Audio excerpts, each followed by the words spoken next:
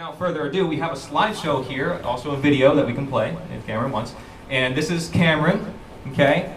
And so he's got the Grow Food shirt on. That doesn't give it away. He's going to be sharing all about his operation, what you guys do, where you guys come from, what makes Food Forest different from like other methods of growing food, and then any questions you guys have at all, you can ask, okay? So anything related to growing food, somebody mentioned they live in a condo, doesn't matter, okay? We're going to try to figure it out. So Cameron, thank you. I think that this is completely off the cuff. This is my brother and partner and best friend, Riley. About a year ago, we got connected at Galt's Landing. Some of you guys may be familiar with that. And I really just caught this vision of where the state of our world is at and where we should go.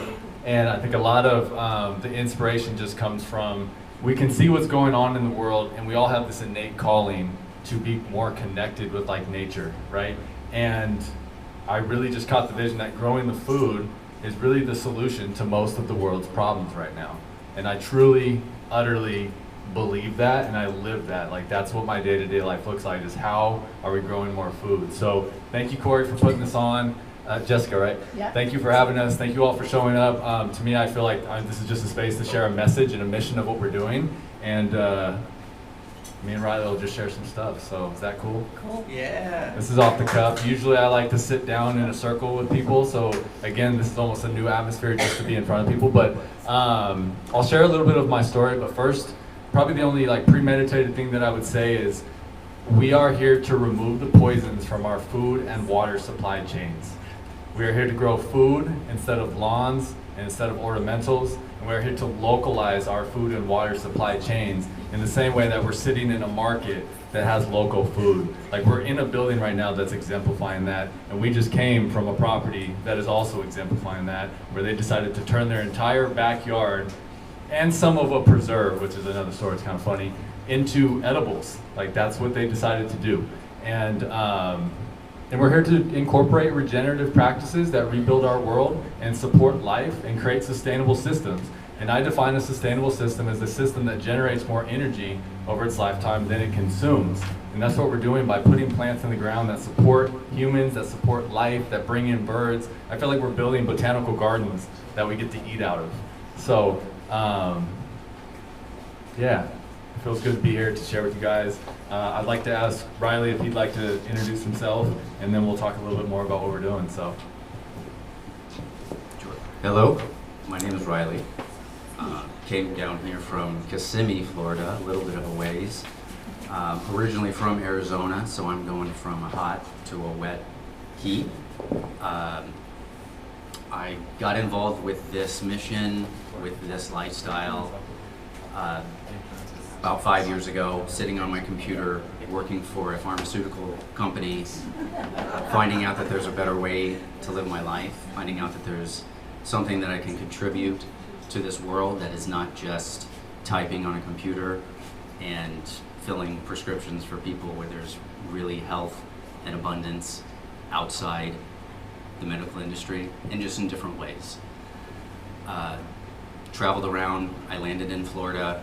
I took a permaculture design course that the very first day I started this course was the very first day I got to Galt's Landing and started working kind of on an internship.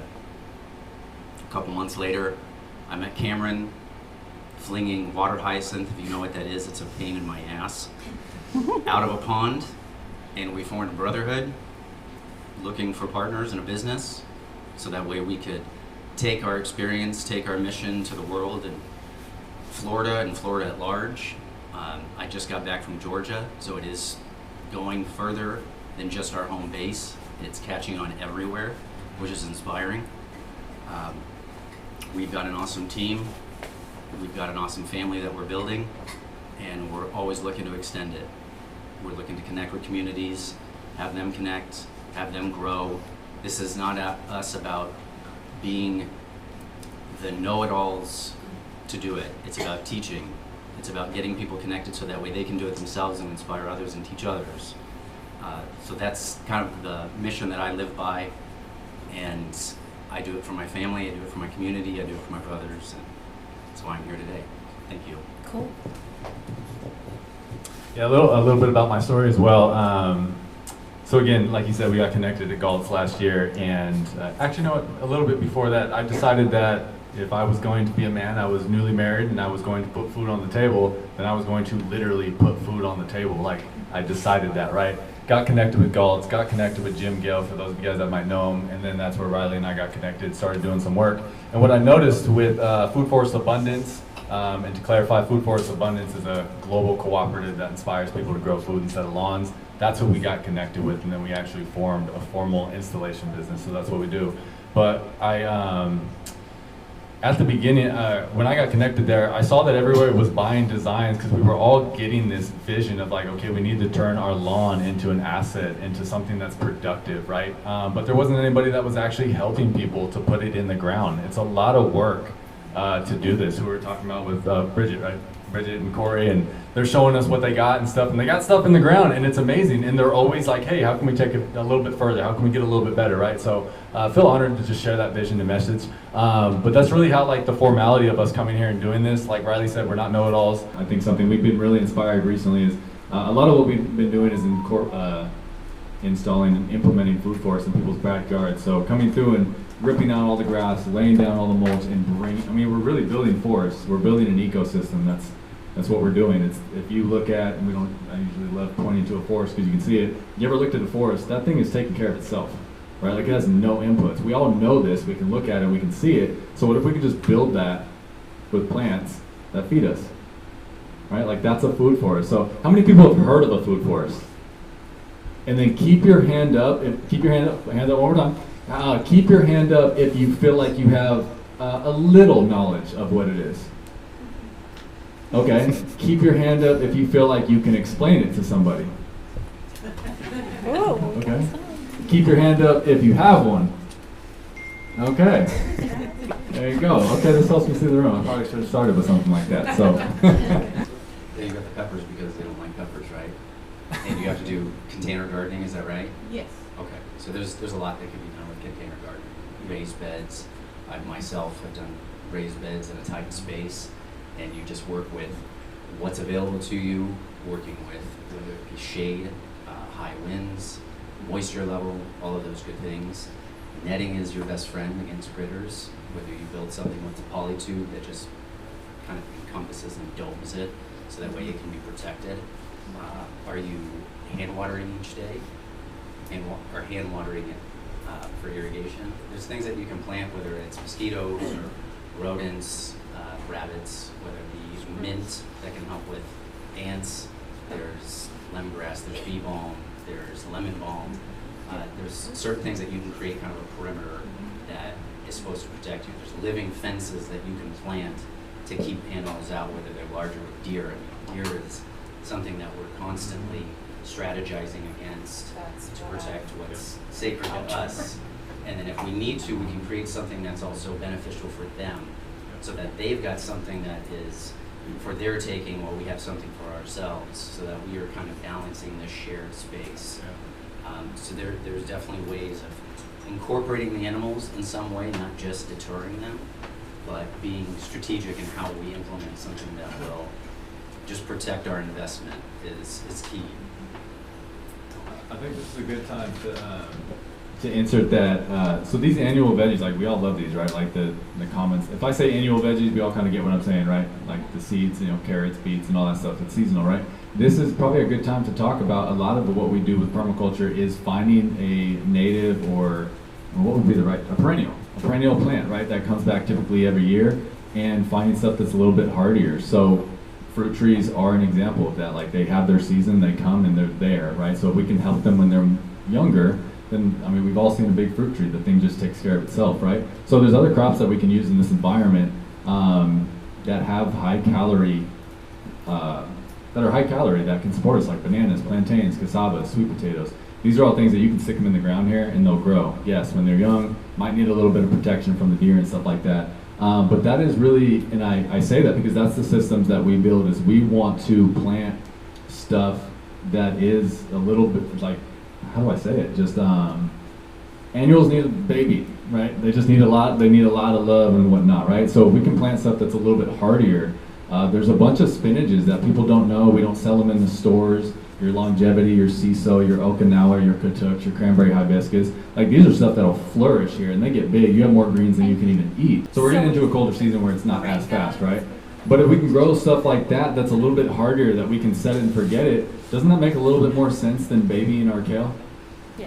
Right? Like I'm not saying don't grow kale, but what if we had a complementary perennial system that could help to maintain itself, that came back every single year, and then we also had our raised beds. So this is, I guess I'm just preaching what we practice, is finding those low maintenance plants. Need a little bit of love at first for sure, but if we can build a system, those things will come back every single year, and they are prolific. I love the low maintenance, very simple stuff. The wood chips, like when you see, I'm just gonna say this, if you guys see the companies that come through and they have big old trucks, right, and they wood chip all this stuff, has anybody seen those trucks? Like they clear lines and stuff like, they take that to the dump. And they spend gas to take it to the dump, they pay money to drop it off the dump, and then it goes into the landfill with all that other stuff. The simplified version, I get that this is oversimplifying it. You plant fruit trees and that stuff, you'll have fruit. Wood chips. Like seriously, getting mulch, all that stuff that we're growing, when you look at a forest, it grows and then when fall comes, the leaves fall. All those leaves are going right back into the ground. It's a bunch of, what's the word, biomass. It's a bunch of biomass. It's all breaking back down and feeding the soil. If you walk through a forest, it's not sandy. There's sand in it, but it's very spongy on top. It's got the leaves, it's got the sticks, it's got everything that's there, right? So why aren't we mocking the natural system that's taking care of itself with none of our effort? Right? If we can get to that point, we can build our soil in the first 2 to 3 years by tending to it, by putting the inputs in, by putting our time, our money, our effort. There is some amendments, there's specialty amendments, right? Again, I'm giving you guys the like super simple version, because if we can simplify it and we're in it and we have it growing, now we can start to treat these specific things on how we can really expand it, right? That's the simplicity of this thing, is look at nature, like it's giving us all the answers to this. So when you lay those wood chips down, they're breaking down. And we live in Florida, like it's hot and it's wet, and that stuff breaks down even faster than it would up north. So we're really big on mulch, and we're also really big on the system being sustainable at some point in time. But if we can put all these inputs into a system when we start, and we can keep them in the system, meaning when it goes into the ground, the stuff grows up. We chop it down. Has anybody heard of chop and drop? Chop and drop, right? You're literally chopping it and you're dropping it. It's that simple. The stuff is so obvious. So nature's already doing chop and drop, but we go into a system and we manually do it. So if we can tend to our systems in this way, we have everything in the system that we need. Has anybody heard of like nitrogen fixing? Is that a term that's familiar with some people? There's certain trees that fix nitrogen in the soil. So we have some trees that are growing in their biomass. Now we have wood chips. Now we're suppressing the plants that we don't want. If we have nitrogen fixing, then we're putting nitrogen into the soil. So where's the inputs? Like, where do I have to go to Home Depot and buy this NPK stuff and bring all this stuff in it if my system is growing it? Right? Can you guys kind of see this? I would love to get a feel for how you guys are seeing this. Can you see if we're growing our fertilizer, we're growing our biomass, we're growing all this stuff? It makes it very simple. My whole goal here tonight is to talk about how simple these food forest systems are, and permaculture allows us to do that. So We're in a good place. We've got the least amount of topsoil with organic matter probably in the country outside of just beaches. So it is all about building soil, which makes it a little bit difficult if you want to do some different kinds of exotics like stone fruits where you need chill hours. But you could plant a whole bunch of bananas and mangoes and avocados and they're going to do great. We're in such a special place, although the soil is not great, we grow all year. We're not under the conditions of needing greenhouses and having to do extended growing seasons because of the frost and the winters when you go up north. We have just a bountiful opportunity here to grow and keep growing. There's a slow period that is here, but it just leaves opportunity for something else that will grow in that condition. With our annuals, maybe we slow down on our perennials, but then we amp up on our annuals. It's like that kind of bridges the gap between the two, and where you hyper focus on one during the summer and the spring and a little bit in the fall, and then in the winter you can dabble into the annuals and get yourself really set up for a nice bountiful selection and diverse supply. We come to do a site visit and we go through and We have a checklist of everything that we want to look at. Where's your water table? Where's your lowest point? Where's your highest point? Your sun orientation, your wind orientation, observations that you folks take into account of where's the microclimates that are hidden in there, where are the nooks and valleys of things that we can tap into, play with, and exploit for our benefit. We talk about critters, we talk about irrigation, and we talk about what are your hopes and dreams and goals. Is this something for you and your family? Is this something for abroad that you want to tap into the community and extend it outward? Do you want to make a business and a living off this? We want to do everything that is to help you get to your goal and do it in a reasonable fashion, whether it's based on your excitement or slow and steady wins the race. We've done projects where we literally put in $250,000 because somebody really wanted it, and we've done one where it's $1,000 because they just wanted to get started. So it's the scale that we go across the board, and we have fun doing the small scale stuff with our team. And the big ones, they're a whole different beast, but we're here to do it all. Water harvesting, there's a lot. Water harvesting, doing swales, doing rain gardens if we have a water issue. How do we divert and play with the water? Not just look at it as an enemy. But it's not natural to have a food forest on a sandbar. Right. You get what I'm saying? So if we want to use natural systems, then we can't go into an environment that doesn't grow and tell it to grow. You know what I'm saying? It's just the reality of it. So we can do some things to kind of tweak it and get some food production. But like generally speaking, if we're talking about using natural systems, then the system is telling us that stuff doesn't grow there. You know what I mean? Like you don't have huge trees and stuff like that. This used to be one big old pasture. And Brian, a gentleman, actually one of Jim's best friends, actually bought the property, and he built a 3-acre pond, and he lifted all that dirt out, and he elevated this part. He elevated a part of the land, and that's where we've been building. So we've taken, I mean, what is it, subsoil from 25 feet down, that's what you call it, just super sandy, right? And just Sandy doesn't clay. have clay, sandy, it doesn't drain well, right? And we stuck trees in it. And we had to build the soil, so that was just an example of it wasn't ideal conditions for those plants, but by bringing in the heavy wood chips and starting to get that biology and doing compost tea and doing peas and doing nitrogen fixing and bringing all this biodiversity and bringing in life and the birds and the butterflies and everything, the leaves are falling, some of it's chopped on purpose, some of it's just happening. Over time, now it's starting to take off because we built soil. So permaculture goes beyond like the actual just food forest. It's animals, it's a way of living, it's all of that type of stuff. You know, based on your space, it was told that chicken is the gateway animal to a farm. You start with chickens, and then you got goats, pigs, guinea fowl, all these things. But the utilization of animals with their manure, with their grazing, rotational crops, they can be introduced and incorporated so that way they're part of your living system. They work for you, not you always have to tend to them. They're actually giving you something back.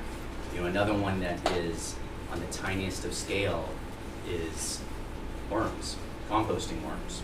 That one's easy to contain. That one's easy to work with, where you get the worm castings, the worm poop, the good stuff, black gold that you can get and throw in your garden, whether it's your annuals or your food forest, and they can live off your food waste. You know, you provide them a little bit of a living quarters, whether that's outside or in a nice, cool environment that's shaded, and they'll work for you and do a lot of your amendments. So just like cow manure, just like chicken manure, duck manure, these things that you can get to bring in, you can also do at home, and they can be part of your, part of your living system that you incorporate. I myself, I don't have any chickens. I'm not there yet. Galt's has cows that we're starting to use their manure to make compost tea that we use on our plants that we're growing, plants that we've propagated, so that way it is returning back, and we feed them sweet potato leaves. We feed them part of the property. They're then defecating that, and then we're returning it. We're returning the cycle. So it's a closed loop system that we're trying to build with the chop and drop, with the building of the mulch, building of the soil. they're another incremental piece that can just benefit us in a different way. So, Yeah, if you got animals, like even in your neighborhood, again, like building community, like what we're talking about, is like finding somebody local to you that has horses and has the horse manure or the cow manure. But like waste is just a byproduct that doesn't have a use, right? So if we can put it to use and put it back into the system, we no longer have waste. We no longer have these massive mounds of trash sitting, you know, in the middle of our cities and whatnot. So that's just an example of reusing this type of stuff that can be found in your local network, in your local community. Literally, the property we were just at, still got dirt in my fingernails from it today, had an HOA, and they went through like a type of approval system, and they said he can grow 2 fruit trees. 2. So we didn't do that, but Todd was incredibly like just cordial but frank, and just talked about like the reality of our world, where we're at right now. Like go, and I can say his intention was to be a model for how we can work with HOAs.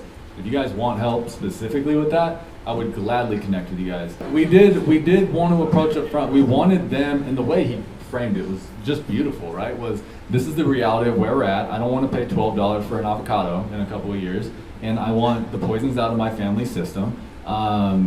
He talked about the HOA being a model for future HOAs. And he said, this is what I want to do, and I would love to promote this HOA and saying, this HOA supports me in growing food. Like imagine how that can promote that HOA, and people go, Right. Well, I'm okay with living in an HOA because they take care of my neighborhood and it looks good, but I want to grow food, right? So I just want to say, if we can support with any of that, kind of have a conversation on how to do it, because the reality is a lot of people live there, and the other side of the coin is you get the hell out of the HOA. I learned recently you can eat the entire moringa tree. I always tell people that I haven't done it yet. I need to do it if I keep talking about it, but apparently you can chop up the whole, You can eat everything.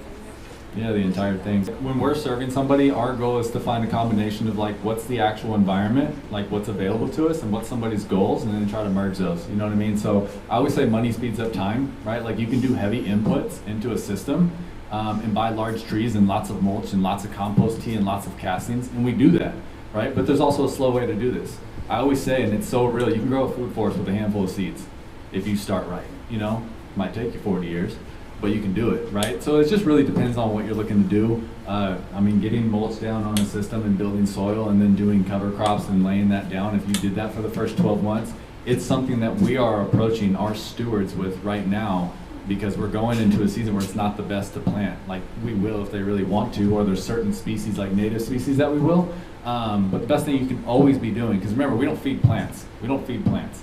We build soil. And the trees pull what they need out of the soil. So we always are building soil through this practice, right? So it really, I know kind of a gray answer, but it really depends on what you're looking to do. But getting organic matter on the soil and growing a cover crop that's going to bring life to it. The core of this whole thing is to inspire people to grow food instead of lawns. That's the foundation of this. If somebody in here wants help, we can do it. We have it. That's what we do. But I am so inspired to refabricate society. And it's with this very simple, natural, God-given system that we all live in. Like, right? Like, we all feel this. What do you always say? Nature is the answer, right? Yeah. Like, nature is the answer. It always tells us the Name the answer. channel. So, we just finished a food course installation in Daytona Beach, and I'm going to give you guys a little tour around this thing. So, there's Riley is marking some name tags, putting on the plants. I'm going to flip this thing around and show you guys. So, if you saw a couple weeks ago, we did a walkthrough of this property before we did the install, and we've come in here, ripped out some grass. So let's talk about what we got going on here. So Riley's got a coconut tree right here. We have a loquat right here, and a jackfruit, and then the entire bed is just full of pretty much native flowers and ground covers. We do have a pineapple guava that's edible right here, and then on this side we actually have a sea grape hedge. So sea grapes are very sturdy, very stocky, very good at breaking wind, and we get some really heavy winds that come off the coast right here, and you'll see we have a beautiful edging on it as well. So let me take you guys through this though. So one thing we wanted to do with this front area right here is the stewards really wanted to keep their view coming out. So the coconut will grow straight up, but you'll be able to see through it. Pineapple guava is a much more slow grower. The loquat will get bushy, but the jackfruit will be more of a stocky tree. So overall, we can kind of keep a lot of the view without creating like this massive bushy foresty feel, and then we got a lot of ground covers on the bottom. So we got dune sunflowers, black-eyed Susan, blanket flowers, tropical sages, and I forget some of the other ones, but again, just some beautiful flowers. So it might not be this season because we're going into fall and winter, but eventually this will all fill up and be completely covered in flowers. Gotta see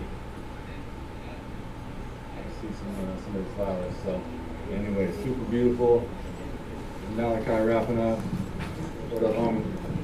Got the sea grape hedge right here. Some really nice edging. So this stuff turned out really cool. This stuff is like, I don't know, 6 inches down into the ground. But again, this will create a nice hedge and break the wind. Got to remove some irrigation. There we go. Mr. Riley's just hanging. This feels weird. My GoPro battery died, so I had to flip over to a phone. What's up, dog? Doing the last video walkthrough. And back here, this place looks incredible. I feel so weird on my... So this was all grass. Couldn't guess. So the whole backyard was just grass, and we ripped out all of the grass and built the system. So. You guys, here is the finished product back here. So again, we ripped out all the grass that was on the side. 2 seconds. This is Tyler. Wow. And we got some Suriname cherries right here. This is a salad bar, so we got sea salad trees, katuk, longevity spinach, Okinawa spinach, CISO spinach, and some more trees on the other side. Milkweeds. I think we have pineapple. What are those? Guavas. We have a peach tree, more Suriname cherries, so porterweed, cranberry hibiscus, comfrey to support.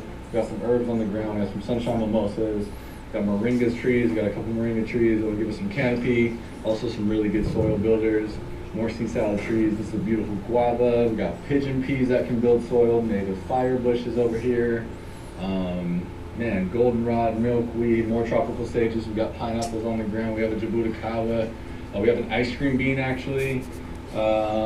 Star fruit, amazing looking star fruit back there. We got bananas in the corner. Really good looking shaved mango. And a mulberry. That guy kind of lost some of his roots when he went in. That's why it doesn't look so good. But guys, here it is. Give you guys a look. Bananas back here, but damn. Beautiful, beautiful landscape. So again, we came in here, ripped out the sod, ripped out the grass. Now granted, they might not have been using poisons and everything like that, but still taking care of grass. It's not sustainable because it doesn't have any production. So we've come in here and put in some systems in place to where they can actually create some production and actually eat from this place. So lots of edibles and also lots of native ground cover plants that support the system, that feed the system, that add biomass, create mulch, add nitrogen to the soil, add good nutrients like the moringa trees, and so much of it is edible.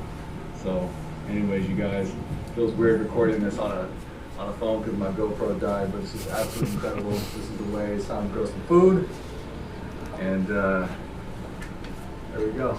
Yeah, you're kind of where I was. There's a portion of my food forest that I did the same thing, and it came through because I was gone for I was gone for like 2 months, and it just came through. It was atrocious. I cut it down with a mower. I put thick, heavy cardboard on it, and then like 6 to 8 inches of mulch. One area was like 15 inches thick, and now it's like an elevated bed. So, and it's working right now. But the big thing is, you want to suppress it out, but nature doesn't want to stay mulch anyways, right? Things are going to grow, weed seed's going to get in there. So you're going to want to plant something in there. So something that we use is sunshine mimosa, frog fruit. Like we use a native ground cover. I like sunshine because it's nitrogen fixing and it's got a beautiful flower on it. But you want to put something in its place. So you do want to suppress it, but it's never going to stay away. That stuff's just going to break down and stuff's going to grow through it. So you want to plant something in.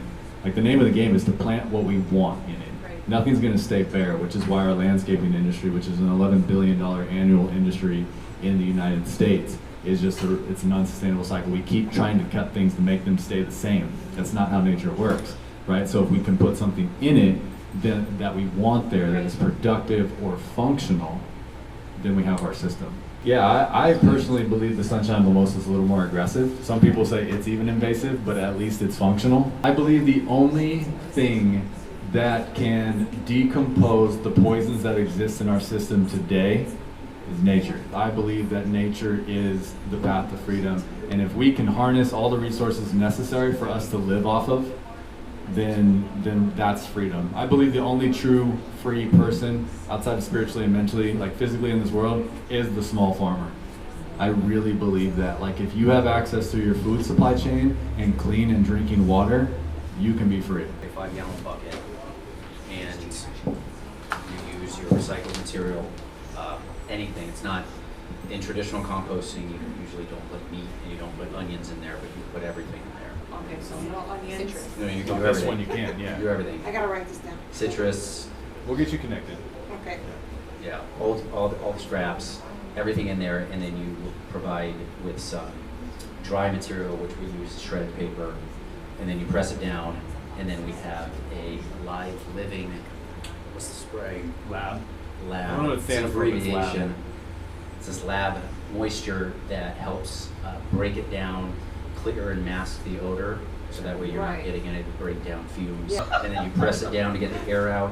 You seal it so it goes anaerobic, so everything is locked in there. And then you open it up maybe once or twice a week by adding in your food scraps. Uh-huh. And when you have a full bucket, you let it ferment for about 3 weeks, and then it's ready to go to the garden. Traditional composting that's a long, tedious art form to Yeah. do that. There's ways that I've seen that's 21 days. There's others that are years. The compostee, though, that's a quick alternative, very effective, whether you leave it anaerobic or you have some type of pump that's aerobic where you're mixing chicken manure, and let's say in your backyard you have volunteer plants like weeds, and those are growing everywhere. You can pull those weeds and then use them as a compostee, because those weeds are showing you what nutrients are insufficient in your soil, and then you bring that back down, so that way it'll hinder the growth because you're now providing what the weed was. We try to mimic by bridging a gap of ornamentals with edibles, Right. because your butterflies, your bees, Right. they tend to like more the ornamental stuff. We do have a lot of people that like the aesthetics and want to do something good, a nice raised bed and stuff like that, and it's absolutely possible. Yeah, a little bit more work because you prune it instead of letting it go wild. Yeah, this was Roughly. around $20,000 to do it. But to put that into perspective, like I think they were paying like $150 a month to have somebody come in and landscape it. So like how many months does that ultimately pay for itself? Right. You know what I mean? So not everybody has the cash up front to do that. But just think about like they're going to get to a point where they no longer have to pay for this thing, but during the entire time they get to eat from it, and they only get to eat more from it as it gets further on, right? So this is definitely a long-term investment. Like most people that catch this is like 2 to 3 years I'll really start eating, but like 5 to 10 years, like I'm feeding my family, right? I have a Suriname cherry bushes at our house. It's a family home, and we ate cherries off of it for 6 months, and there wasn't a day that we could have eaten them all. There's no way we could have got it. There's no way that the 7 of us guys on site could have eaten all the star fruit on this tree. Like that's really how packed it was, and it was only a 10-year-old tree. I mean, we can wrap this thing up close. I think the 2 biggest things that I'm getting here is I'm hearing community, and you guys are in a community here, right? And I always say it's like we can come in and we can talk, we can educate, we can look at your guys' property and help people like install, we can do all that. But the answer to this is going to be people coming together locally and building it, right? So we can come in here and we can plant the seed, pun intended, right? But like it's the community, it's you guys that's gonna build this local area. And sometimes it's people growing food, sometimes it's people that have the animals, sometimes it's people that have the market to offer it, right? But it's all about coming together. And I get that that's an oversimplification, but like we're doing it. Like as humans, we're really starting to come together and people get this. And I think that what we're doing is just providing clarity about the actual steps that people can take and can actually do to build these systems. That's our only role right here, you know what I mean? So I love this, I really do. There is one last thing. I would love to just give you guys a vision and let you know like where I feel like this thing is going. And me personally, and I speak for a lot of our team, but I'll just speak for myself. We want to get connected with land developers and people that are catching this vision. We need to develop land with these practices. Yes. I support every single person in here, almost to the point where I'm going to hold you guys accountable for growing something, right? But we need to develop land in these ways, and we're not doing things that are very far off. We're not at all. If you look at the way we develop land, if we just planted some different trees in the neighborhoods, people would have food. If every 10 houses, we just took that lot out and built a community garden, right? We're already running irrigation to the entire neighborhood that's being built and being developed, right? We're already paying guys or a team to go through and to spray stuff on all these trees. Why aren't they spraying compost tea, right? There's already animals that are just in the field. So there's all these resources are available to us, and I just want to share that vision that like it's happening. Our team is doing it, and we are at the middle stage of the early adopters of people that are doing this on a grand scale. But when we start building communities and networks this way, or neighborhoods this way, I feel like that's where we're going to get a massive shift. And I just want to share that vision with you guys because I'm incredibly passionate about it, and we're just getting started.